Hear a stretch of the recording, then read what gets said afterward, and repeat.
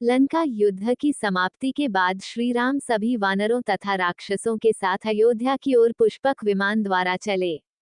रास्ते में विमान किष्किंधा में उतरा तथा सुग्रीव की आज्ञा से तारा तथा अन्य स्त्रियां उनके पास पहुंच गईं। माता सीता की आज्ञा से सुग्रीव की रानियां श्रीराम के राज्याभिषेक का उत्सव देखने के लिए चल पड़ीं। उस समय हनुमान जी ने हाथ जोड़कर विनयपूर्वक निवेदन किया, प्रभु, मुझे अपनी माता अंजनी से मिले बहुत दिन बीत गए हैं। यदि आज्ञा हो तो मैं उनके चरणों का स्पर्श कराऊं। श्री राम ने कहा, हम लोग भी उस पुण्यशीला माता के, जिसने ऐसे बलवान पुत्र को उत्पन्न किया, दर्शन अवश्य करेंगे। भगवान राम की आज्ञा से विमान अयोध्या मार्ग से हटकर कंचनगिरी की ओर उड़ान भरने लगा।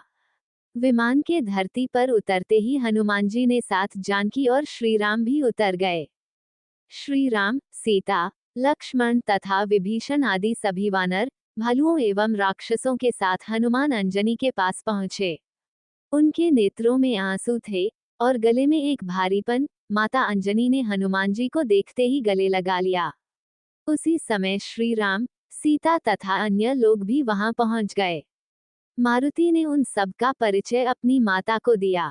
माता अंजनी बहुत प्रसन्न हुई। श्री राम ने भी माता का चरण स्पर्श किए। हनुमान जी ने श्री राम कथा और उनके बारे में माता अंजनी को बताया। ये सुनकर माता अंजनी व्यथित हो गईं।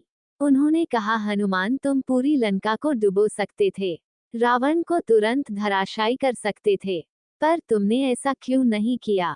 माता अंजनी के क्रोध भरे स्वर सुनकर कहा, यदि माँ अगर मेरे नायक जाम्बवान मुझे आदेश देते तो मैं बहुत कुछ कर सकता, पर मैं माता सीता को मेरे आराध्य श्री राम की अंगूठी देकर तुरंत आ गया। ये बात सुनकर जाम्बवान ने नम्रता पूर्वक कहा कि हनुमान जी सही कह रहे हैं। यदि वो मनमानी करते तो प्रभु का यश कैसे होता? ये सुनकर माता अंजनी ने हनुमान जी को माफ कर दिया।